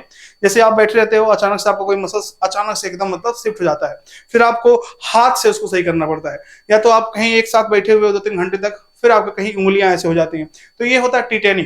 और टिटेनी को बाबू कैसे डिफाइन किया इसने, एनसीईआरटी ने, रैपिड स्पैज्म, रैपिड मतलब होता है वाइल्ड एकदम कॉन्ट्रैक्शन, भयानक जल्दी से, और इसमें सडन कॉन्ट्रैक्शन होगा। मैंने लिखा है यहाँ पे टांस लगना। और ये क्यों होता है, ये तो बहुत जरूरी है कि अगर आपके ब्लड में कैल्शियम लेवल लो है तभी आपको टांस लग रहा है, तभी आपको टिटेनी हो रही है, तो due to low calcium level in body fluid, याद रखेंगे इसको। तो ये आपके मसल्स के बीमारियां हो गई। अब हम चलते हैं बोन्स की तरफ। किसकी तरफ, बोन्स। तो हम पढ़ेंगे स्केलेटल सिस्टम। क्या पढ़ेंगे बाबू, तो स्केलेटल सिस्टम देखे ध्यान से, बोन्स और कार्टिलेज। स्केलेटल सिस्टम हमारा किससे बना हुआ है, बोन से और कार्टिलेज से। तो जो बोन है इसका मैट्रिक्स हार्ड होता है, इसका मैट्रिक्स क्या होता है बाबू, हार्ड। हार्ड किया मतलब कि अगर मान लो ये बोन है, इसको अगर फोर्स लगाओगे तो टूट जाएगा, लेकिन कभी बेंड नहीं होगा, मुड़ेगा नहीं, फ्लेक्सिबल नहीं होता जैसे कार्टिलेज होता है। तो कहते हैं इसका हार्डनेस की वजह क्या है, तो वजह है बाबू कैल्शियम है, कैल्शियम का साल्ट होता है इसमें। किसका सॉल्ट होता है, कैल्शियम का सॉल्ट। तो वजह ये है। सब क्वेश्चन है कि क्वेश्चन बोल रहा हूं मैं, समझ लो। अब आता है कार्टिलेज। कार्टिलेज का मैट्रिक्स प्लाइएबल हो, प्लाइएबल मतलब फ्लेक्सिबल, एकदम चेंज हो सकता है शेप, उसको अगर फोर्स देंगे तो। और कॉन्ड्रोइटिन, इसमें कौन सा प्रोटीन है बाबू, कॉन्ड्रोइटिन प्रोटीन। कौन सा प्रोटीन, कॉन्ड्रोइटिन प्रोटीन, याद रखना इसको। अब आता है नेक्स्ट पॉइंट, मूवमेंट जो बॉडी में शो होता है बाबू किसकी वजह से, स्केलेटल मसल की वजह से। तो स्केलेटल सिस्टम ध्यान से देखना 206 बोन से बने हुए हैं और कुछ कार्टिलेज है इसमें। क्या है बाबू, 206 बोन्स और कुछ कार्टिलेज हैं इसमें। ध्यान से सुनिएगा सब लोग। बाबू देखिए, जो आपका स्केलेटल सिस्टम है दो तरह का है। पहला है एक्सियल स्केलेटल सिस्टम, पहला क्या है, एक्सियल स्केलेटल सिस्टम, ठीक है। और दूसरा है आपका appendicular skeletal system. Axial skeletal system में 120 बोन्स है। कितने बोन्स हैं एक्सियल में, देखे ध्यान से, कितने बोन्स हैं, 120 बोन्स हैं। Sorry sorry sorry 80 bones. कितने बोन्स होते हैं, 80 बोन्स। और अपेंडिकुलर में होते हैं 126 बोन्स। सॉरी सॉरी सॉरी, ठीक है। 80 बोन कहां पे, एक्सियल में, और एक्सियल और 126 अपेंडिकुलर में। क्या है ये सब बाबू, एक्सियल बोन मतलब जो आपकी बॉडी के एक्सिस का निर्माण करता है। जैसे याद करवाएं, SSRV, S for skull, S for sternum, R for ribs, V for vertebral column. कुल मिला के 80 हड्डियां। देखिए स्कल है ना, इसमें बाबू कुल मिला के अगर एसोसिएटेड वाला काउंट कर लें तो 29 बोन्स, इसमें देख लें तो एक बोन, इसमें देखेंगे तो 24 बोन, इसमें 26 बोन, तो कुल मिला के कितनी हो गई, 80 बोन्स। ये हो गया आपका क्या, एक्सियल स्केलेटन। अगर हम बात करेंगे अपेंडिकुलर स्केलेटन की, तो अपेंडिकुलर स्केलेटन में 126 बोन्स होंगी। कितनी बोन्स होंगी, 126, 126। इसमें क्या होगा बाबू, इसमें अपेंडिकुलर मतलब अपेंडेजेस, यानी कि आपके हाथ पैर अपेंडेजेस से बना हुआ है।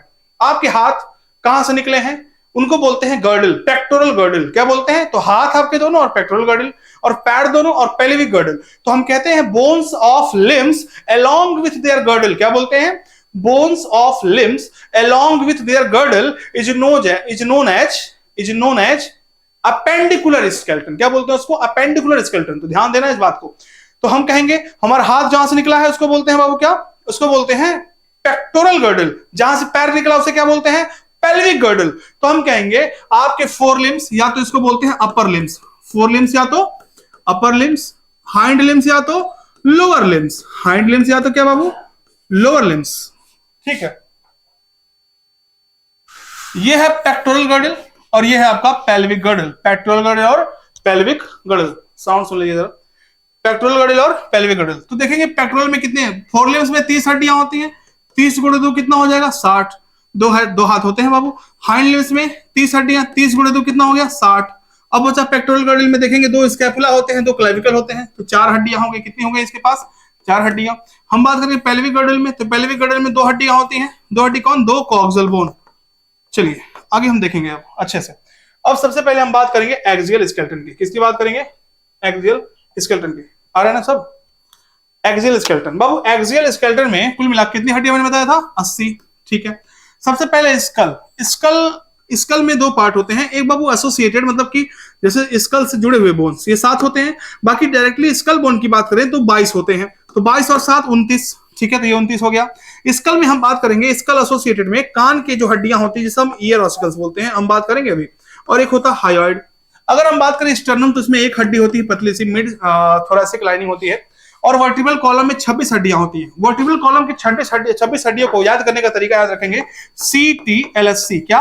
CTLSC। यहां पे CO लिख दो। C मतलब सर्वाइकल, स से सर्वाइकल, स से 7, ट से थोरैसिक, ट से 12, L से लंबर हो गया, तो L से कुछ नहीं होता है, तो अब याद रखेंगे स से सर्वाइकल, स से 7, ट से थोरैसिक, ट से 12। और याद रखना लंबर 5 होता है, बाकी ये भी 1 होगा। 1 फ्यूज क्यों? पहले 5 होता था अब 1 हो गया, पहले 4 होता था अब 1 हो गया। तो ये हो गया आपका CTLSC, यानी कि सर्वाइकल, थोरैसिक, लंबर, सैक्रल या कॉक्सिजियल। सैक्रल का एक और नाम होता है सैक्रम। क्या नाम होता है? सैक्रम। कॉक्सिजियल का एक और नाम होगा कॉकिक्स। क्या नाम होगा? कॉकिक्स। ठीक है। रिब्स की बात करें 24 रिब्स होते हैं। ट्रू रिब्स कितना? फर्स्ट पेयर से 7th पेयर। ठीक है ना। फॉल्स रिब्स कितने होंगे? ध्यान रखेंगे, फॉल्स रिब्स क्या होगा? 8वां, 9वां, 10वां। 3 पेयर। 3 पेयर मतलब कितने हो गए? 6। कितने हो गए? यहां गलत लिखा है 6। उसके बाद क्या आता है? 8th टू, ये बाबू इसके बाद ये गलत लिखा हुआ है। ठीक है ना। इसके बाद आता है फ्लोटिंग रिब्स। क्या आता है? Floating ribs. फ्लोटिंग रिब्स में क्या होगा बताइए? फ्लोटिंग रिब्स में क्या होगा? बताएं बताएं बताएं। 11th एंड 12th, ये वाला हो गया फ्लोटिंग रिब्स। ठीक है, सही कर लेंगे पीडीएफ में इसको। नेक्स्ट बाबू देखिए ध्यान से, ये अभी बात करते हैं, पहले यहां देख लेते हैं। हम पढ़ने वाले हैं पहला स्कल। स्कल में पहला पॉइंट है स्कल बोन, जिसमें 29 हड्डियां हैं कुल मिला के। तो इसमें वो कुल मिला के आता है क्रेनियल। क्या आता है? अगर हम बात करें तो स्कल बोन डायरेक्टली, अगर स्कल बोन की बात करें तो 22 हड्डियां होंगी। कितनी हड्डियां होंगी? 22। 8 होंगे क्रेनियल की और 14 होंगी फेशियल की। क्रेनियल में अब वो आ गया frontal, parietal, temporal, occipital, ethmoid और स्पेनोइड। देखिए ध्यान से क्या कह रहा हूं मैं, कह रहा हूं कि क्रेनियल में पढ़ रहा हूं स्कल बोन। स्कल बोन में 22 हड्डियां हैं, तो 22 हड्डियों में 2 पार्ट में बटा हुआ है। एक बाबू फ्रंटल, सॉरी एक बाबू ये आपका जो है फेशियल, और एक क्या है? क्रेनियल। फेशियल में सबसे सामने वाला क्या है? सामने वाला फ्रंटल। हाथ उठाओ, ये क्या है? फ्रंटल। ये क्या है? पीछे एकदम ऑक्सीपिटल। तो फ्रंटल 1, ऑक्सीपिटल 1। हाथ दोनों उठाइए। पैरेटल, पैराइटल, पेरिएटल जो भी कहे, पैराइटल 2। टेम्पोरल, टेम्पोरल कितना? 2। ठीक है। इसके बाद आता है एथमोइड, एथमोइड आंख वाला। ठीक है ना। इसके बाद स्पेनोइड, स्पेनोइड बाबू नाक के नीचे पीछे थोड़ा सा और आंख के नीचे वेंट्रल पोजीशन में या डोर्सल पोजीशन में। तो हम कहते हैं कुल मिला कितने बोन्स हो गए? 8 बोन। इसमें बाबू पैराइटल और टेम्पोरल बारी पेयर्ड है, बाकी सब क्या है? सिंगल है। ठीक है। मैंने लिखा है sphenoid connected to sella turcica, मतलब पिट्यूटरी ग्लैंड जिसमें होता है बोनी कैविटी, उसको बोलते हैं सेला टर्सिका, जो हमारे ब्रेन में है, मतलब यही हेड में है, उसी के पास होता है क्या? आपका स्फेनोइड होता है। तो याद रखा, frontal, parietal, temporal, occipital, ethmoid, sphenoid, ये सब क्रेनियल बोन है। फेशियल की बात करें, देखो ध्यान से, नेजल, ये दोनों नेजल बोन। क्या है ये? Nasal bone. फिर क्या लिखा है? इंफीरियर। इसी के नीचे आओगे तो यहाँ पे तो गड्ढा है, गड्ढा, इसको बोलेंगे इंफीरियर टर्माइनल। 2 होंगे बाबू। प्लेट, नोज के नीचे, नाक के नीचे प्लेट है, उसको बोलते हैं वूमर। इसके बाद आंसू है, जहां पे आंसू वाला ग्लैंड, इसको बोलते हैं लेक्राइमल। इसके बाद हंस रहे हो तो ये वाला बोन जो है ये है जाइगोमैटिक, है ना। इसके बाद पैलेटाइन, मैक्सिला और मैंडिबल। बाबू मैंडिबल क्या है? अपर जॉ बोन। सॉरी, मैक्सिला क्या है? अपर जॉ बोन। मैंडिबल क्या है? लोअर जॉ बोन, जो कि मूवेबल है, सिंगल है। तो इन सब में सिर्फ 2 ही ऐसे हैं जो सिंगल हैं, उनको हम देखिए, ये मैंडिबल और वूमर, और बाकी क्या है? सब डबल है। ऐसे क्वेश्चन बन सकता है। तो यहाँ लिखा है lacrimal, smallest facial bone, tear gland के पास होता है। ये लाफिंग चीक बोन हो गया। तो ये एनसीईआरटी के लिए मतलब नॉट इंपॉर्टेंट, ठीक है ना, इसलिए मैंने कभी लिखवाया नहीं किसी को। बक्कल कैविटी का रूफ होता है कौन? पैलेटाइन। वही पूरा हड्डी जो होती है बाबू, उसको कहते हैं इमूवेबल होता है वो। और ये क्या है बाबू? लोअर जॉ बोन, जिसको मूवेबल कहते हैं, सबसे स्ट्रांग होता है मैंडिबल। ठीक है। तो ये हो गया 22 हड्डी। अब बात करते हैं, तो हमसे कोई आपसे पूछे क्रेनियम में कितनी हड्डियां? 8। कितने फेशियल बोन? 14। एकदम याद रखना, 14 8 22। स्कल बोन, स्कल से जुड़े हुए बोन्स कितने हैं? Skull associated bone. तो बाबू आपका जो मिड ईयर है, मिडिल ईयर, कौन सा ईयर? Middle ear. तो मिडिल ईयर में बाबू 3 टाइनी बोन्स हैं, इनको बोलते हैं क्या? मतलब इसको बोलते हैं बाबू मैलियस, मिस याद रखना, मैलियस इनकस स्टेप्स। तो सबसे बाहर जो होता है बाबू वो मैलियस है, सबसे अंदर जो है वो क्या है? स्टेप्स है। स्टेप्स को हम बोलते हैं सबसे smallest bone in our body. वो क्या होता है? आपका स्टेप्स होता है। ठीक है। हायोइड बोन यू शेप होता है, present at the base of buccal cavity, it is also included in school, ये भी स्कल में भी इंक्लूड कर सकते हैं, नॉट किसी और बोन से अटैच नहीं होती है। अब देखो हमारा जो स्कल है वो क्या है, डाइकोंडाइलिक, समझाते हैं इसको, ध्यान सुनना। मान लीजिए, ध्यान सुनिएगा, ये आपका पूरा वर्टिबल कॉलम है, ठीक है। इसकी जो पहली हड्डी होती है वर्टिबल कॉलम की, इसको बोलते हैं एक्सिस, क्या बोलते हैं, एक्सिस। और वो इसी एक्सिस से जुड़ी होती है, कौन, इसी एक्सिस से आपकी जुड़ी होती है स्कल, है ना, ये स्कल। तो जो आपका स्कल का नीचे वाला भाग है इसको बोलते हैं कोंडाइल। तो अब देखो एक्सिस से दो हड्डियां ऐसे निकल के पतली पतली जा करके आपके स्कल को सपोर्ट कर रही होती है। तो अब ये दोनों जो हड्डियां हैं जो एक्सिस से निकली, यानी वर्टिबल कॉलम के सुपीरियर, देखा लिखा है द स्कल रीजन आर्टिकुलेट, यानी चिपक रहा है with the superior region of vertebral column, यानी कि वर्टिबल कॉलम के सबसे ऊपर वाले भाग, यानी कि पहला वाला है, क्या होता है ना, सॉरी, एटलस होता है, क्या होता है पहला, एटलस। तो सबसे पहले वाले से जो आपके वर्टिबल कॉलम में 26 हड्डियां हैं, उसकी पहली हड्डी से दो कोंडाइल निकले होते हैं जो आपके हेड को सपोर्ट कर रहे होते हैं। तो लिखा है skull region articulate with the superior region of vertebral column with the help of two occipital, occipital मतलब सबसे नीचे वाला हिस्सा, ऑक्सीपिटल कोंडाइल, इसीलिए हम अपने अब जो हमारा स्कल होता है उसको बोलते हैं डाइकोंडाइल बोलते हैं। तो एम्फीबियंस और मैमल्स का जो स्कल होता है वो क्या होता है, डाइकोंडाइल। अगर हम बात करें रेप्टाइल्स और बाबू बर्ड्स, तो इनका क्या होता है, मोनोकोंडाइल होता है, इसलिए पूरा वो 270 डिग्री रोटेट कर सकते हैं, याद रखेंगे। तो डाइकोंडाइलिक स्कल का मतलब ये हो गया। चलिए अब बाबू जो आपका मेडुला ऑब्लंगेटा है, यानी कि आपका ब्रेन का सबसे सबसे सबसे लास्ट वाला भाग, वहां से नर्व्स निकलते हैं, उस गुच्छे को कहते हैं क्या, स्पाइनल कॉर्ड, क्या कहते हैं। चलिए, तो हमने पढ़ लिया आपका पहला जो एक्सियल स्केलेटन का पहला था स्कल। अब आते हैं हम लोग वर्टिबल कॉलम पे। कहाँ आते हैं, वर्टिबल कॉलम पे। Made up of 26 serially arranged unit called vertebrae and is dorsally placed, क्या होते हैं बाबू, 26 हड्डियां होती हैं जिसको हम बोलते हैं वर्टिब्रा, और बाबू नी पीछे एकदम डॉर्सली प्लेस्ड होते हैं। Each vertebra has a central hollow portion जिसको हम बोलते हैं न्यूरल कैनाल, क्या बोलते हैं, neural canal, through which spinal cord passes, जिसके जिसके पास से, यानी कह रहा है, मान लो कि ये पूरा है आपका वर्टिबल कॉलम, ध्यान से देखो 26 होंगे पूरे, इनके बीचों बीच कौन गया है, स्पाइनल कॉर्ड। तो जो बीचों बीच जो कैविटी है इसको बोलते हैं न्यूरल कैनाल, इसलिए कहते हैं कि हमारा जो वर्टिबल कॉलम है ये प्रोटेक्ट करता है किसको, स्पाइनल कॉर्ड को, ठीक है। अब देखिए एटलस के बारे में। द फर्स्ट वर्टिब्रा, जो पहला 26 हड्डियां है ना, उसमें पहला हड्डी जो है उसको बोलते हैं एटलस, क्या बोलते हैं, Atlas. It is the first vertebrae and it is articulate attach with occipital condyle, किससे, ऑक्सीपिटल कोंडाइल से अटैच है। सेकंड वर्टिब्रा कहते हैं एक्सिस, सेकंड क्या कहते हैं वो, एक्सिस। चलिए ये हो गया आपका, ध्यान से देखिएगा।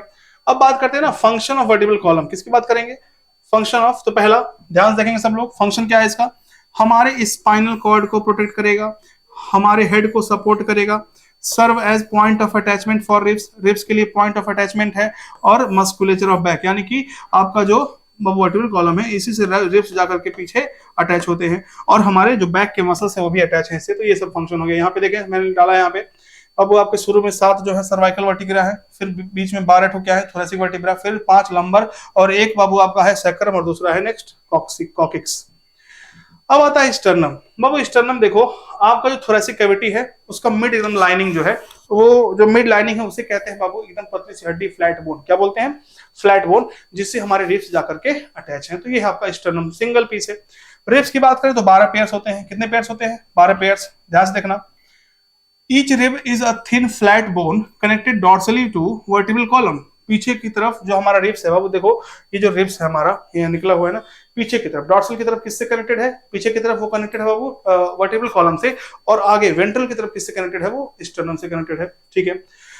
अब हम कहते हैं हमारा जो रिब्स है ना वो क्या है, बाइसिफेलिक। इसका मतलब क्या है, मान लो देखो ध्यान से, ये मान लेते हैं ये रिब्स है, ये इसका मान लो वेंट्रल पोजीशन है, ये मान लेते हैं डॉर्सल। तो डॉर्सल में ना उसके पास 2 अटैचमेंट होंगे, मतलब 2 साइड्स होंगे जिससे वो जाके अटैच होगा। तो वही कह रहा है डॉर्सल एंड में उसके 2 आर्टिकुलेशन सरफेस है, यानी कि अटैच करने वाले सरफेस हैं, इसीलिए हम कहते हैं रिब्स हमारा क्या है, बाइसिफेलिक। क्या है रिब्स हमारा, बाइसिफेलिक, ओके। अब देखना रिब्स को 3 पार्ट में डिवाइड करते हैं। देखो ये हमारा स्टर्नम है, ये क्या है बाबू, हमारा स्टर्नम है। हमारे स्टर्नम से 7 पेयर, ध्यान से देखो यहाँ पे कितने पेयर, 1 2 3 4 5 6 सात पेयर रिब्स डायरेक्टली अटैच हैं स्टर्नम से, और पीछे भी किससे अटैच होंगे, सातों वर्टिब्रल कॉलम से। इनको बोलते हैं ट्रू रिब्स। क्या बोलते हैं? True ribs. तो डॉर्सली किससे अटैच है? वर्टिब्रल कॉलम से। वेंट्रली किससे अटैच है? स्टर्नम से। और किसकी हेल्प से? Hyaline cartilage. तो इसका दूसरा नाम होता है वर्टिब्रो स्टर्नल, यानी कि वर्टिब्रल कॉलम और स्टर्नम दोनों से अटैच है। ओके, अब देखना, अब देखेंगे, अब जो सातवां है ना, सातवें से बाबू आठवां निकला होगा, इसी से नौवां भी निकला है, इसी से दसवां भी निकला है। इन तीनों को कहेंगे फॉल्स रिब्स। क्या कहेंगे? यानी कि आठवां, नौवां, दसवां पेयर। बाबू इधर भी होगा, हम तो बस एक तरफ का बना रहे हैं ना। ठीक है, तो आठवां, नौवां, दसवां ये क्या होता है? False ribs. तो बाबू इसका दूसरा नाम होता है वर्टिब्रल कॉन्ड्रल, यानी कि वर्टिब्रल कॉलम से है और कार्टिलेज है, यहाँ पे स्टर्नम से अटैच नहीं है। They are attach with seventh ribs. किससे अटैच होते हैं? सेवेंथ। और बाबू अगर हम बात करें 11वां और 12वां, तो ये पीछे की तरफ बस डॉर्सल की तरफ वर्टिब्रल कॉलम से अटैच है, और आगे की तरफ वेंट्रल की तरफ किसी से अटैच नहीं है, तो बोलते हैं फ्लोटिंग रिब्स। 11 और 12 do not attach ventrally. Ventrally क्या होते हैं? फ्री होते हैं। अब देखिए थोरैसिक वर्टिब्रा। वर्टिब्रल कॉलम का कौन सा वर्टिब्रा? जो थोरैसिक वर्टिब्रा है, 12 है जो, वो 12 और बाबू रिब्स और स्टर्नम ये सब मिलकर क्या बनाते हैं? रिब केज या थोरैसिक केज बनाते हैं। ठीक है, अब हम बात करते हैं अपेंडिकुलर स्केलेटन की। तो bones of limbs along with their girdle. सबसे पहले हम बात करेंगे बाबू किसकी? फोर लिम्स की। तो ध्यान से देखना, ये हमारा जो हाथ है, ये ह्यूमरस। क्या है बाबू? ये जो अपर आर्म बोन कहते हैं, ह्यूमरस एक होगा। बाबू ह्यूमरस से दो बोन्स निकली होंगी, एक बाबू रेडियस, एक अल्ना। क्या? एक रेडियस और एक अल्ना। तो यहाँ पे भी एक ह्यूमरस और एक रेडियस और एक अल्ना। ठीक है, ये हो गया। तो हम कहेंगे पहला क्या हो गया? ह्यूमरस। तो दो हाथ में दो ह्यूमरस, रेडियस, दो हाथ में दो अल्ना, अल्ना, दो हाथ में दो अल्ना। तो रेडियस और अल्ना को कैसे डिफरेंशिएट करेंगे? जो रेडियस होता है, रेडियस थोड़ा छोटा होगा, अल्ना थोड़ा बड़ा होगा। अब देखिए, यहाँ रिस्ट के पास छोटे छोटे गोटी जैसे यहाँ बोन्स होते हैं, छोटे छोटे 8, इनको बोलते हैं कार्पल्स। ठीक है ना? तो ये आपस में ऐसे जुड़े होते हैं छोटे छोटे, कि हम इसको थोड़ा रोटेट करा सकते हैं इसको। ठीक है ना? तो अब ये तो ग्लाइडिंग जॉइंट भी कहते हैं, स्लाइड करते हैं। चलिए हम बात करेंगे अभी। तो ये हो गया आपका कार्पल्स। क्या हो गया? ये कार्पल्स। कार्पल्स के बाद बाबू कितने फिंगर्स हैं आपकी? 5 फिंगर। तो यहाँ से कार्पल्स और फिंगर के बीच में हड्डी गई है, इसको बोलते हैं क्या? मेटाकार्पल्स। तो 5 मेटाकार्पल्स। ध्यान से देखें, तो कितने कार्पल्स हो गए? 8। तो दो कुल मिलाकर कितने हो गए? 16। इसको बोलते हैं रिस्ट बोन। बाबू ऐसे ही पाम बोन होता है, मतलब मेटाकार्पल्स कितने होंगे? 5। तो दोनों मिला के 10 हो गए। इसके बाद फेलेंजेज। फेलेंज मतलब डिजिट। देखो, 1, 2, 3, 4, 5, 6, 7, 8, 9, 10, 11, 12, 13, 14, 14 डिजिट इसमें, 14 डिजिट इसमें, 14 पैर में दोनों, 14 14, है ना? तो डिजिट होते हैं। क्या होते हैं ये? डिजिट। इसे फेलेंजेस कहते हैं। फेलेंजेस फार्मूला क्या हुआ? 2, 3, 3, 3, 3, मतलब 2 अंगूठे में 2, फिर उसके बाद 3 3 होते हैं। तो ये हो गए आपके 60 बोन। कितने हो गए? 60 बोन। 30 एक हाथ में, 30 दूसरे हाथ में। तो क्या हुआ बाबू? फिर से सुन लो, humerus, radius ulna, carpals, metacarpals, digit. ये हो गया आपका पूरा का पूरा हो गया आपका अपर लिम्स। ठीक है, अगर लोअर लिम्ब की बात करें, तो जैसे हमारा ह्यूमरस था, वैसे फीमर, थाई बोन, सबसे स्ट्रॉन्गेस्ट, लॉन्गेस्ट, हैवीएस्ट, स्ट्रॉन्गेस्ट। ठीक है ना? अब देखें बाबू, जहां आपका जो यहाँ नी है ना, घुटना, उसका कवर है, उसको बोलते हैं नी बोन कैप, नी कैप। क्या बोलते हैं? नी कैप बोलते हैं। टीबिया, जैसे आपका रेडियस अल्ना है, टीबिया फिबुला है। और टार्सस, जैसे आपके पास कार्पस होते थे 8, वैसे यहाँ टार्सस होते हैं 7। कि एक कहाँ गया? एक छटक के कहाँ चला गया? पटेला के पास चला गया, याद रखना। तो ऐसा बस याद करने के लिए है। तो अब मेटाटार्सल वहां पे भी 5 है, यहाँ भी 5, वहां पे फैलेंजेस 14, यहाँ पे भी 14, कुल मिलाकर हो गए 30, ये भी 60। 60 60 कितने हो गए? 120। अब देखिए गर्डल्स की बात करें, तो गर्डल्स दो तरह के होंगे। एक पेक्टोरल गर्डल, जहां से आपका दोनों अपर आर्म निकला हुआ है, मतलब अपर लिम्स, और जहां दोनों लोअर लिम्ब निकले हुए हैं बोलते हैं पेल्विक गर्डल्स। ठीक है, पेक्टोरल गर्डल्स 4 होते हैं। 2 स्कैपुला, कितने? 2 स्कैपुला,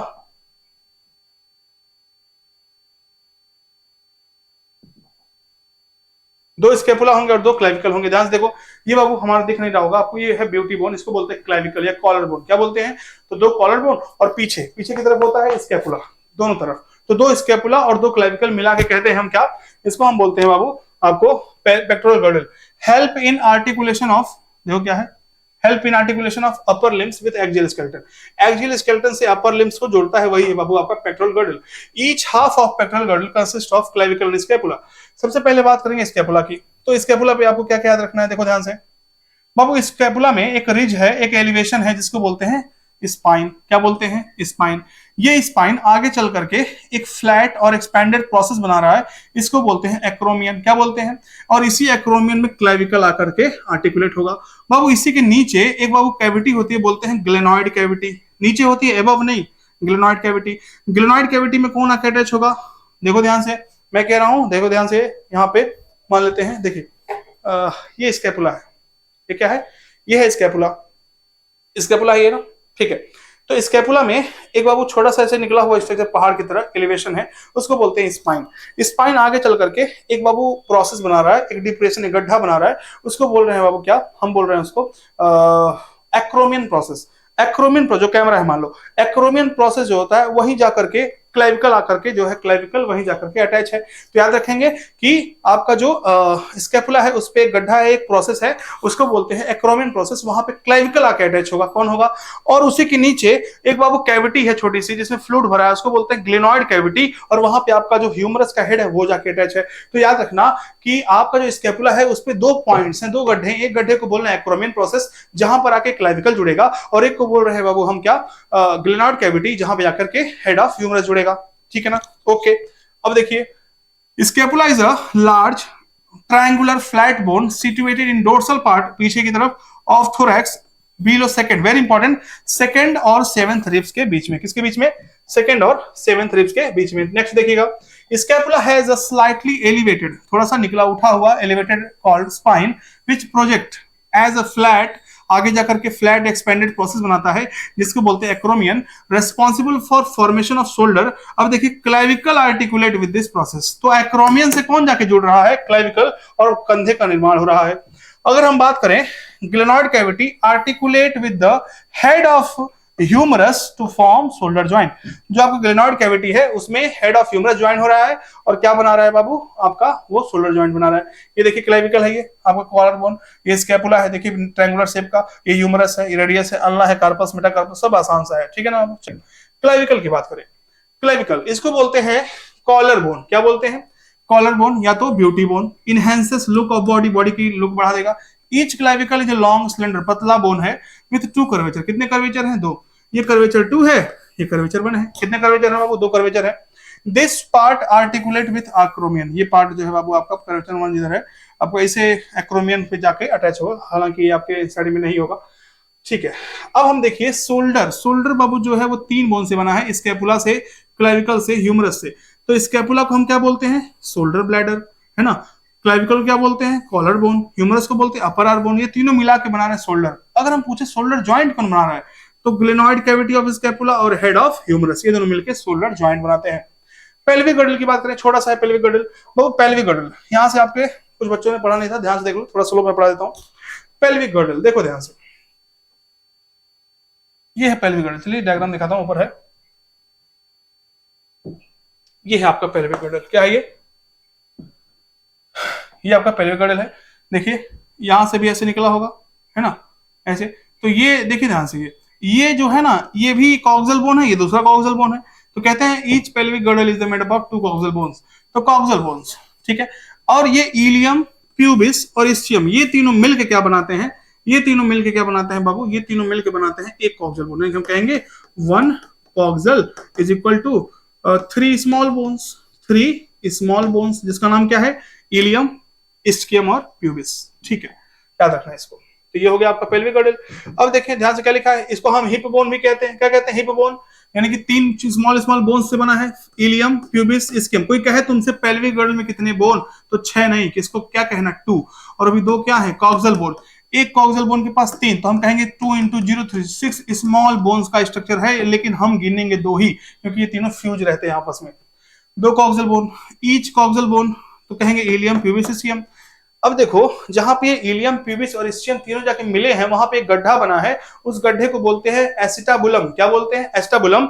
और वो जैसे ग्लेनॉइड कैविटी था जिसमें आपका हेड ऑफ ह्यूमरस जाके अटैच हुआ था, उसी तरह से एसिटाबुलम में कौन जाके अटैच हुआ है, एसिटाबुलम में आपका फीमर अटैच हुआ है। तो याद रखना, at the point of fusion of ilium, pubis, ischium is a cavity called acetabulum to which femur articulates. ठीक है, अब देखिए यहाँ पे दो आपके बाबू जो 2 कॉक्सल बोन है ना, 2 कॉक्सल बोन आपस में अटैच हैं with the help of a cartilage, जिसको बोलते हैं प्यूबिस सिम्फाइसिस। क्या कहते हैं, प्यूबिस सिम्फाइसिस। ओके, पढ़िए ज्वाइंट, ज्वाइंट क्या है बाबू, joints are point of contact between bone and bone और बोन एंड कार्टिलेज। तो बोन और बोन के बीच में और बोन और कार्टिलेज के बीच में जो होता है उसको बोलते हैं ज्वाइंट।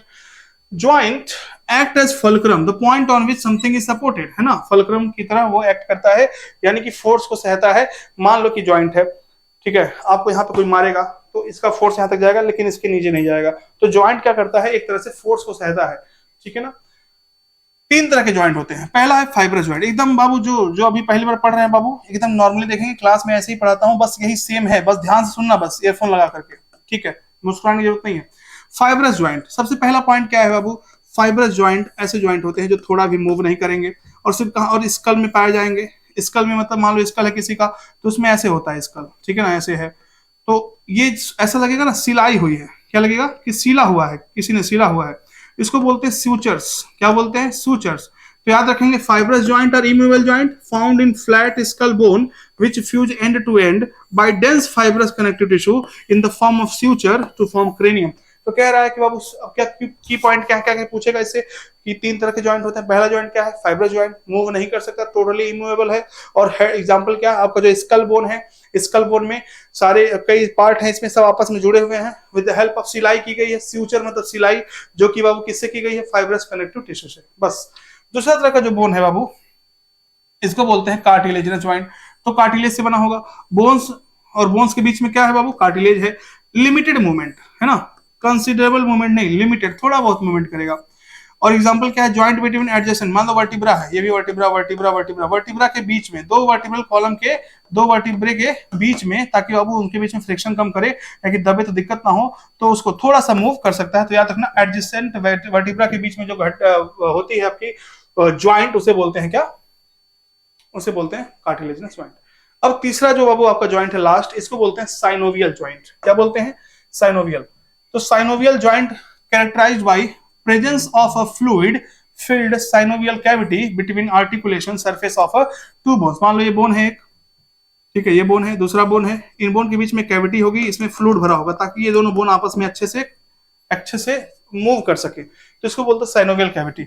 यहाँ पे बाबू कंसिडरेबल, एकदम मतलब ठीक ठाक बढ़िया से मूवमेंट हो, कंसिडरेबल मूवमेंट होगा। एग्जांपल क्या है, पहला एग्जांपल आता है बॉल एंड सॉकेट ज्वाइंट। कैसे ज्वाइंट, जो हमारा वो शोल्डर ज्वाइंट है और जो हिप ज्वाइंट है, ये एग्जांपल है बॉल एंड सॉकेट। मतलब क्या है कि जैसे मान लो ये आपका बाबू आपका ये स्कैपुला है, स्कैपुला में ऐसे एक वो कैविटी बनी है, कटोरा बना है, इस कटोरे में साइनोवियल फ्लूइड भरा है, आपका जो ह्यूमरस का हेड है आकर के अटैच है, तो आपका हेड ऑफ ह्यूमरस जितना चाहो उतना मूव कर सकते हो, इसको बोलते हैं बॉल एंड सॉकेट। तो यही हमारा हिसाब किताब कहाँ, हिप ज्वाइंट में है। तो याद रखना, शोल्डर ज्वाइंट पहला एग्जांपल क्या हो गया, shoulder joint, this joint is present between humerus and pectoral girdle. दूसरा बात करें हिप ज्वाइंट, हिप ज्वाइंट है ना, ये भी हो गया, ठीक है। Next hinge joint, hinge joint मतलब बाबू 90% 90 डिग्री मूवमेंट। देखो ये आपका, ठीक है ना, आपका एल्बो ज्वाइंट हो गया, नी ज्वाइंट हो गया, ये सब क्या है 90% मूवमेंट करते हैं 90 डिग्री। ये आपका हो गया बाबू एल्बो ज्वाइंट, नी ज्वाइंट, ये सब क्या है आपके हिंज ज्वाइंट के example. Next pivot joint, pivot एक हड्डी के ऊपर दूसरी हड्डी रोटेट करे, जैसे एटलस के ऊपर एक्सिस, सॉरी एक्सिस, एक्सिस के ऊपर एटलस, एक्सिस के ऊपर कौन घूम रहा है, एटलस, ठीक है। ये किसका एग्जांपल होता है, पाइवट ज्वाइंट का। किसका एग्जांपल होता है बाबू, पाइवट ज्वाइंट। याद रखना, बस यही पूछेगा, एकदम गुस्सा नहीं, एकदम पूछेगा, यही पूछेगा, ठीक है। अब देखिएगा ग्लाइडिंग ज्वाइंट, मैंने कहा कार्पल्स, हम अपना रिस्ट बोन ऐसे मूव करा रहे हैं, क्यों, क्योंकि जो कार्पल छोटे छोटे हैं ना, ये आपस में जुड़े हुए हैं with the help of gliding joint. तो ग्लाइडिंग ज्वाइंट का एग्जांपल क्या हो गया, कार्पल्स। क्या हो गए, कार्पल्स, बिटवीन कार्पल्स एंड फिर नीचे बिटवीन टार्सल्स। अब देखिए लास्ट है, ये बाबू दिख नहीं रहा होगा, ग्लाइडिंग ज्वाइंट। ये क्या है, सैडल ज्वाइंट। तो सैडल ज्वाइंट क्या होता है, between carpus and metacarpus of thumb. मान लो ये थंब है, मेटाकार्पस इसका, ठीक है ना, और ये इसका कार्पल, कार्पल और मेटाकार्पल्स के बीच में जो ज्वाइंट होता है, इसको बोलते हैं बाबू क्या, आप सैडल ज्वाइंट बोलते हैं। खत्म, खत्म, ठीक है ना, तो खत्म हो गया। ओके, तो अब अभी देखिए ये लोकोमोशन मोमेंट हो गया। अगला टॉपिक क्या आएगा मैं बता दूंगा क्लास में, और अच्छे से टेस्ट देना। बहुत अच्छा पेपर बना है, एकदम मतलब सुपीरियर पेपर, मस्त पेपर। इस पेपर में अगर आप 100 में से 90 प्लस कर देते हो, समझ जाओ एकदम आपका लोकोमोशन तैयार हो गया, ठीक है ना। बाकी वीडियो कैसा लगा जरूर इसमें लिखेंगे, जरूर लाइक करना, 100 लाइक होना चाहिए वीडियो का विद इन 2 आवर्स, ठीक है ना। Thank you.